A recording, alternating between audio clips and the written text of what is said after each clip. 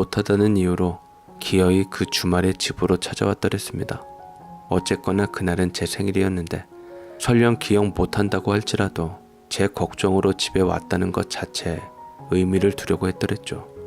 남편은 오면서 손에 잔뜩 노량진 길거리에서 파는 음식들을 가득 포장해 왔는데 식탁 위에 펼쳐놓으며 제게 꺼내 보였습니다. 요새 노량진 앞에서 유행하는 컵밥이고 핫케이크에다 베트남 볶음밥도 사왔어. 당신 쌀국수 좋아해서 사오고 싶었는데 거리가 있어서 불까봐 못 사오겠더라고. 다음에 오면 우리 노량진에서 먹거리 투어나 할까? 지하 유명한 한식 뷔페도 있는데 진짜 가성비가 끝내주거든. 저도 왕년에 노량진에서 공부해봐서 다 알고 있었고 남편이 사온 길거리 노량진 음식들 나 공부할 때 물릴 정도로 먹어서 전 그 비스무리한 게 유행을 했을 때도 10년 넘게 먹질 않았거든요. 그래도 남편이 사온 성의가 있기에 저는 생각해서 사와줘서 고맙다며 먹었습니다. 퍽퍽해서 제가 셀프로 미역국을 끓인 것을 떠와서 먹었는데도 남편은 제 생일을 전혀 기억하지 못한 채 같이 먹자고 떠오더니만 미역국은 시험 미끄러질까봐 피하는 음식 1순위라며 손사래부터 치며 거절하더라고요. 혹시나 부정탈까봐 미역국은 절대로 안 먹는데 당신도 기왕이면 나 시험 합격하기 전까지는 먹지 않으면 안 될까? 우리가 부부인데 괜히 영향할까봐 그렇기도 하고 미신인 거 알지만 그래도 안 좋다는 거 굳이 할 거는 아니잖아. 미신 맞아. 나 임고 합격했을 때 미역국 좋아해서 우리 엄마가 끓여주는 거 수없이 먹어도 합격만 잘했으니까 자기도 그런 건 믿지 마. 괜히 그런 거 믿다가 더 예민해지고 공부에 집중도 안 되는 거야. 그냥 말이 그렇다는 거지. 나도 그렇게 믿진 않아. 그렇다고 화를 낼 것까진 없잖아. 자기 미역국 좋아하는 거 알았음 나도 말 안 꺼냈지. 알았어. 내가 조심할 테니까 자기는 편한 대로 해.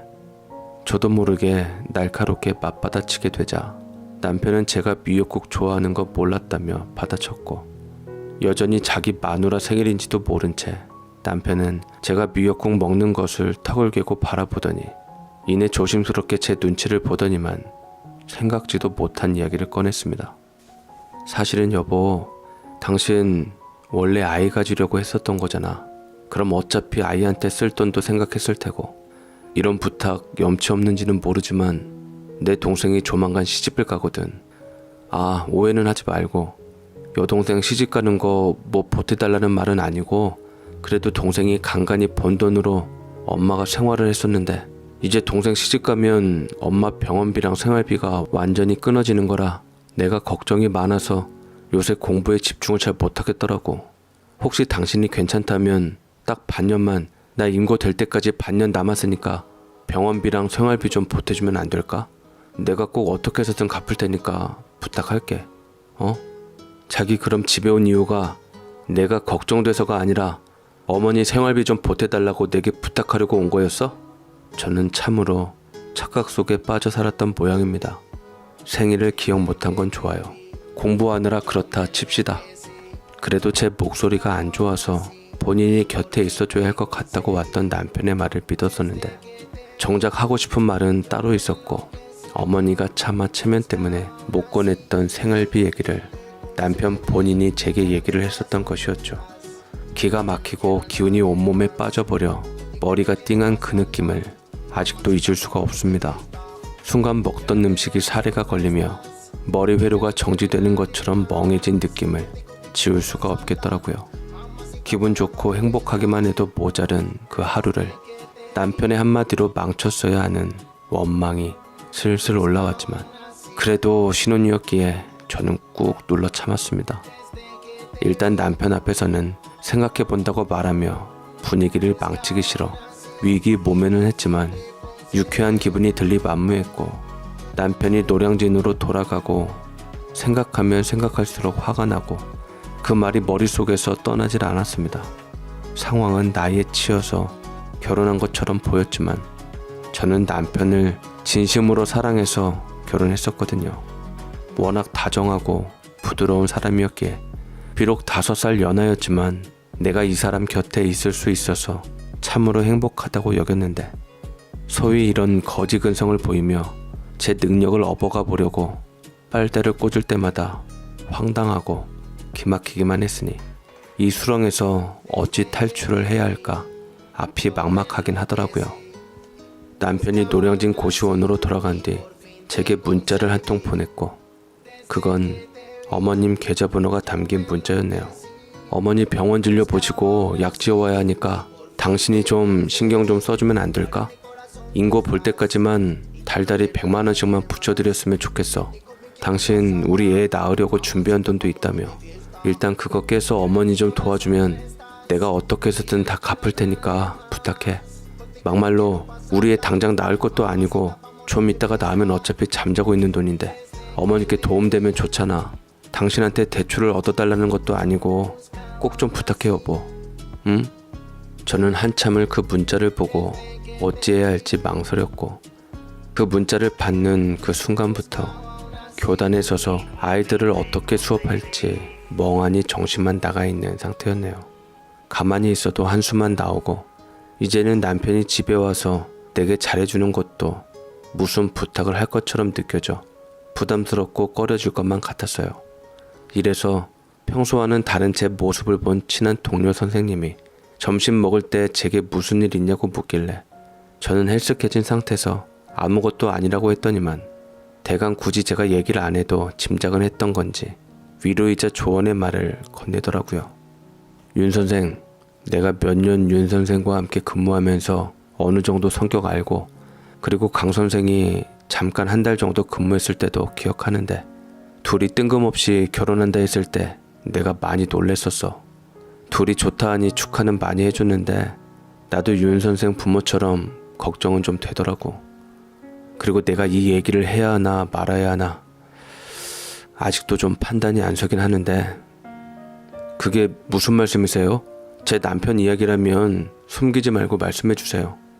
저는 뭔가 느낌이 꺼림칙해서 동료 선생님이 꺼내려는 얘기를 듣기 위해 선생님을 재촉했는데 처음부터 그럴 거면 말을 하지 참으로 간질스럽게도 얘기를 꺼낼지 말지 깊이 생각하는 게 더 화가 나더라고요. 제가 불안한 듯 감정을 숨기고 선생님을 계속 독촉하자 입을 열었습니다. 그게 자기 남편이 여자랑 같이 있는 걸 보긴 봤거든. 내 친구가 지금 노량진에서 유명한 강사로 있어서 겸사겸사 들렀는데 거기서 강 선생을 내가 봤어. 많이 어려 보이는 여자랑 같이 걸어가던데 그 여자가 아이까지 안고 있는 게 뭔가 기분이 좀 그렇더라고. 윤 선생, 이런 말 좀 그렇긴 한데 강 선생에 대해서 다 알아보고 결혼한 거 맞지? 뒤통수를 땅 하고 맞는 느낌이 들어서 온몸이 오싹했습니다. 고시 공부하라고 고시원까지 얻어줬는데 잠자기에도 부족한 공부 시간에 다른 여자를 만났다니, 그것도 아이를 안고 있었다니 정말 천지가 개벽할 일이었습니다. 저는 그냥 동료 선생님 앞에서는 신우일 거라고 둘러댔는데 얘기를 들은 이상 깊이 생각은 해봐야 하겠더라고요. 그래서 일단 꼬리를 밟기 전에 조금 대비를 하며 남편의 뒤를 어떻게 캐야 할지 고민을 하기로 했는데 머지않아 이건 고민할 건덕지도 없이 바로 꼬리가 잡히고야 말았더랬죠. 바로 제가 남편 이름으로 만들어준 카드가 사용 승인 내용 문자가 오면서 저를 그야말로 헛웃음을 나게 만들었습니다. 남편 이름으로 되었으니 남편에게 문자가 간다고 생각했지만 신청은 제가 했기 때문에 제 번호로 날라오게끔 했거든요. 필요할 때 쓰라고 준 카드였는데 이걸 이런 식으로 쓸 줄은 몰랐던 겁니다. 승인 내역을 보니 소아과, 약국, 편의점 이렇게 긁었더라고요. 저는 당장 남편에게 전화를 걸었지만 받질 않았고 초조한 나머지 발을 동동 구르다가 바로 남편이 있는 고시원을 가게 되었는데 그 근처에서 보니까 학원 수업을 듣고 있더라고요. 카드 사용 내역을 보니 분명 그 여자랑 같이 있을 거라고 생각했는데 저는 남편을 보자마자 확 밀어버리고 지갑을 빼내어 뒤졌습니다. 당신, 내가 얼마 전에 만들어준 카드 그거 어쨌어? 혹시 다른 사람 준 거야? 아니 그거 사실은 내가 얼마 전에 잃어버렸거든.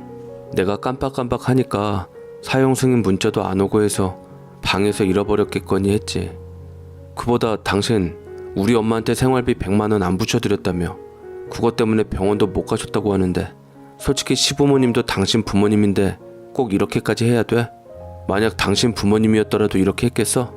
위기에 몰리자 시어머님 쪽으로 제 탓을 하며 말을 돌리는 남편의 행태가 참으로 뻔뻔스럽고 기막힐 뿐이었고 저는 남편에게 단도직입적으로 말했습니다. 당신이 임용고시 그 이상으로 성공해서 나중에 억만금으로 갚아준다고 해도 지금 시어머님 100만 원씩 못 드려. 지금 당장 안 쓴다고 해도 그게 내가 가지고 있는 마지막 전 재산인데 그것까지 당신네한테 내주진 않을 거야. 얘기 나온 김에 내가 만들어준 카드도 당장 돌려줘. 그 카드 사용 승인 내용 문자 나한테로 설정해놔서 계속 나한테로 오는데 오늘 소아과, 약국, 편의점 이렇게 긁혔어. 나 지금 그거 경찰에 가서 신고할 건데 그 전에 당신이 뭐라도 아는 거 있음 내게 말해보는 게 좋을 거야. 더 일 크게 키워서 집안 망신시키지 말고. 제가 화를 꾹 눌러 참고 최대한 남편을 설득했고 남편의 카드 사용 내역이 제 핸드폰으로 온다는 사실에 발끈하며 제게 화를 냈지만 그래도 명문대 나온 사람답게 더 이상 그런 다른 화제의 말꼬리 잡고 물어지는 것은 지금 대화에서 그렇게 효율적이지 못하다는 것을 알았기에 어찌해야 할지 잠시 고민하다가 한숨을 깊이 쉬고는 천천히 입을 열었습니다. 똑똑한 사람이라 대충 감 잡은 것 같으니 솔직하게 말을 할게. 나도 이번에 알게 된 거야. 나도 진짜 억울해. 당신이랑 결혼하기 전에 잠깐 만났던 여자가 있었는데 알고 보니까 내 아이를 가졌다고 하더라고. 결혼을 하려고 했는데 그 여자가 갑자기 소리소문 없이 잠적한 바람에 한참 찾다가 못 찾아서 그러려니 살다가 당신을 만나서 결혼을 하게 된 거야. 그런데 갑자기 내가 결혼하고 공부한다는 소리를 어디서 들었는지 찾아와서 자기 아이 낳았다고 양육비를 달라 그래서 일단 카드를 준 거였거든. 양육비 대신 내가 당신한테 만들어준 카드를 줬다고? 지금 그게 말이나 되는 말이야?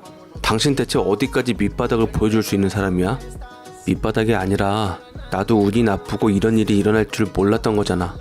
막말로 그 사람 뻔뻔하게 온 것도 아니고 식구들 책임지는 나한테 부담 줄까봐 아이 낳아서 혼자 어렵게 기르고 있었다고 한 사람이야.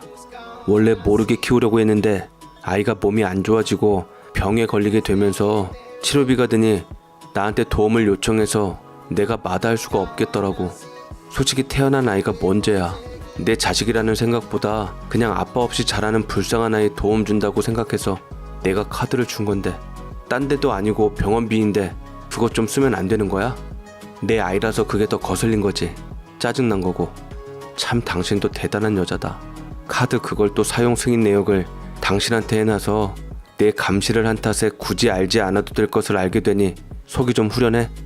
이건 다 당신 탓이야. 왜 날 믿지 못하고 일을 벌려서 복잡하게 만드냐고 라고 삽살개 같은 말을 하는데 뭐 이런 먹 같은 일이 내게 생겼나. 이런 먹 같은 자식을 내 남편으로 맞았나. 그동안 잠잠했던 정신이 번쩍 났습니다. 저는 그때 여태 꾹꾹 눌러 참고 모아두었던 화가 치밀어 오르며 남편에게 귀싸대기를 치며 나 더 이상 당신에게 아무것도 못 해준다고 다 엎어버렸어요. 다른 건 다 참아도 남편에게 여자가 있고 또 나 모르는 자식이 있다는 것만큼은 도저히 참을 수가 없겠더라고요. 절대로 미안하다는 말 한마디로 넘어갈 일이 아니었고 거기다 지 숨겨둔 여자와 아이를 위해 카드까지 내어준 걸 보고 제가 남편에게 어떤 위치인지 여실히 깨닫게 되었고 저는 그제야말로 각성하며 더 이상 그 사람 앞에서 물러 터지고 만만한 사람이 아님을 알게 해주고 싶었네요. 나 당신 못 믿어. 앞으로도 영원히 믿지 못할 것 같아서 하는 말인데 아무래도 우리 이혼해야 할 것 같아. 부부 사이에 신뢰가 없어져서 내린 결정이야. 신뢰를 못 주는 당신이나 못 믿는 나나 아이도 없는 판국에 하루빨리 갈라서는 게 당신에게나 내게나 현명한 일 같아서. 대체 당신이 나와 왜 결혼했는 줄 모르겠어. 내가 교사라서? 능력 있다고 생각해서 잡은 거야? 나는 당신 생각만큼 능력이 많은 사람이 아니야. 더 이상 여러 사람 눈치 보면서 당신 뒷바라지 하기에도 힘들고 당신이 원하는 효심 깊은 효부도 아니라서 홀시어머니 병원비도 못 내줄 것 같고 당신 여자나 아이까지 도저히 감당할 자신이 없어. 이제 그만하자. 나 이제 당신에게 자유로워질 수 있게 도와줘.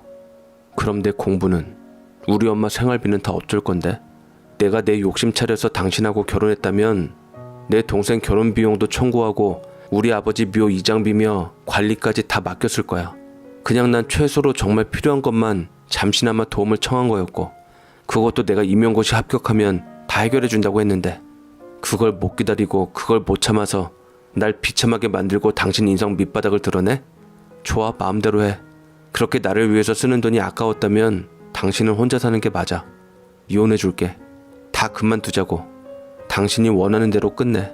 남편은 제게 온 힘을 다해 확 질러댔고, 전 남편에게 다 해줬다고 생각했는데 신우 결혼 비용이나 아버지 묘 관리까지 다 맡기고 싶었다는 말에 그저 할 말을 잃을 뿐이었습니다. 이렇게라도 알아서 저는 다행이었고, 이혼하는데 결정적으로 역할을 한 남편의 애기와 그 여자에게 참으로 고맙더라고요. 저는 남편의 카드를 해지시켜 다시 못쓰게 만들었고, 더 이상 남편에게 달달이 들어가는 고시공부 값이랑 시어머니에게 자칫 뺏길 뻔한 훗날 제 아이를 위해 적금을 들어놓은 것이나마 지킬 수 있게 되었습니다. 저는 그렇게 남편과 이혼을 하게 되었고, 결혼 생활이 짧은 만큼 위자료도 재산 분할도 없이 깔끔하게 합의 이혼을 하게 되었어요. 제가 여태 결혼에 쓴 거나 남편의 고시공부에 쓴 돈도 만만치 않았지만, 그래도 이미 써버린 돈 그냥 뭐 밟았다고 치면 되지, 없는 거 뻔히 알면서 구질구질하게 받아내려고 전 남편과 연락을 하고 싶지는 않았습니다. 제 부모님은 제 이혼했다는 소식에 세상에 태어나서 제가 한 일 중에서 제일 잘했다며 절 안아주시더라고요. 우리 딸 고생 많았다. 별 이상한 녀석을 만나서 그동안 얼마나 마음고생이 심했을까. 그 생각하면 아주 마음이 아파. 그깟 결혼이 뭐라고 호되게 값치렀으니 앞으로는 엄마 아빠랑 살면서 남자는 거들떠도 보지 말고 살아라. 설령 너 좋은 재혼자리 난다 해도 호되게 되어서 안 보낼 것 같아. 아버지께서는 제게 눈물까지 지으며 마음 아파하셨고, 저는 그때 굳이 남편과 결혼하겠다고 바득바득 우기며 결혼식 날 아버지 손잡은 것까지 뿌리치고 식장에 들어간 그날을 진심으로 후회하고 아버지께 잘못했다고 빌었습니다. 우리 부녀는 제 이혼과 함께 극적으로 화해하며 잘 지내게 되었고, 저는 남편이 나간 휑한 집을 정리하며 모든 것을 다 잊고 이제 돌싱으로서 새 삶을 시작하게 되었더랬죠. 저의 결혼식을 기억하는 사람이 없는 곳으로 가려고 일부러 정근 신청도 하고, 남편과 이혼하고 저는 부모님과 함께 살고 있었는데, 막상 이혼을 하니 후련할 줄만 알았는데 사실 마음도 아프고 가슴이 답답해 오기는 했습니다. 그래도 사는 동안은 남편이 비록 금전적으로 제게 해를 끼치기는 했지만 나름 사유도 좋았고 다정하니 배려도 많이 하는 사람이었기에 간혹 우울하기도 했지만 이겨내려고 노력했습니다. 정말 아이러니한 게 이혼녀 딱지를 붙이게 되니 미혼모보다 도리어 덜 무시당하는 건 왜였을까요? 참 재미있는 사회이죠. 그런데 더 웃긴 건 제 사연의 결말이 다른 사연처럼 남편한테 이혼으로 되갚아주고 후련하게 끝나고 남편은 그 여자랑 합친 상태로 망하고 후회하며 살게 해주는 게 끝이 아니에요. 그 이후로 저는 이혼녀로서 몇 년 동안 부모님과 함께 살며 부모님 말씀대로 남자는 진짜 거들떠도 안 보며 학을 떼며 살았거든요. 간간히 중간중간 같은 돌싱 남자들한테 선자리가 들어오기는 했지만 모조리 다 치워버리며 인생은 홀로 사는 거라고 생각하며 교사의 본분을 다한 채로 아이들에게만 신경 쓰며 살았습니다. 그러다 보니 제가 45살이 되었더라고요. 결혼해서 아이도 낳고 싶고 친구들처럼 애 때문에 속도 한번 끓여보고 싶고 이쁜 짓 하는 사랑스러움도 느끼고 싶었는데 그건 꿈으로 끝나겠다 여기니 슬퍼지기는 했습니다. TV에서 나오는 일본 연예인이 결혼 안 하고 홀로 아이만 낳았다고 했을 때 나도 한번 그래볼까 하다가 제 욕심 때문에 아빠 없이 자랄 제 아이의 상처는 누가 책임질 것이냐는 아버지의 물음에 그것 또한 관두기로 했더랬죠. 그렇게 의미 없는 일상을 살아가고 있는 상태에서 평소처럼 퇴근을 하려 했을 때 교문 앞에 근사한 외제차 한 대가 서 있더라고요. 그런데 황당했던 게 그 차가 제 앞길을 막은 상태로 비켜주지 않길래 제가 차문을 열고 내려서 상대편 차 창문에 똑똑했습니다. 처음에는 별 반응이 없다가 한참 있다가 문이 열리고 저는 까무러칠 정도로 놀라고야 말았습니다. 바로 문을 열어서 확인한 사람은 5년 전에 이혼했던 바로 제 남편이었던 것이었죠. 한눈에 알아본 것은 아니었고 가만히 보니 어디서 많이 낯익다 했었는데 제 앞을 가로막은 남편은 머리끝부터 발끝까지 수트로 쫙 빼입은 상태로 비싼 외제차에서 내리는데 임용고시 때려치고 어디 회사 회장님 운전기사로 취업했나 했죠. 아무래도 이혼한 전 남편이 껄끄럽다 보니 저는 본능적으로 자리를 피하려고 했는데 남편이 붙잡으며 제게 시간 좀 내어달라며 이야기를 청하더라고요. 할 말이 없다고 말해도 남편은 끈질겼고 주변을 살펴보니 저를 알아보는 학생들이 수군거려서 일단 교문 앞을 벗어나기 위해 알겠다며 이야기에 응하고 학교에서 조금 떨어진 근처 카페에서 보게 되었습니다. 남편이 앞서 와서 제 앞에 제가 좋아하는 음료를 주문하며 기다리는데 저는 동요하지 않고 차갑게 말했습니다. 대체 무슨 일인데 정근까지 온 학교까지 찾아온 거야? 여기는 어떻게 알고? 우리 이혼한 지 5년이나 되었는데 다시 볼 이유가 있을까? 나 볼 시간에 당신 예전에 그 여자와 애기 챙기는 게 낫지 않겠어? 라고 얘기를 하자 전 남편은 착잡해하는 듯 저를 하염없이 보고 입을 열었습니다. 나 성공했어 유경아. 그때 너와 이혼한 후 그 해 임고까지 불합격되면서 나도 이렇게 살면 안 되겠다 싶더라고. 그래서 밑바닥부터 다시 일을 했는데 그때 아버지 묘자리 이장하면서 이게 잘 되었던지 우리가 갖고 있었던 맹지가 재개발이 되면서 토지 보상을 받게 돼서 큰 돈을 받게 된 거야.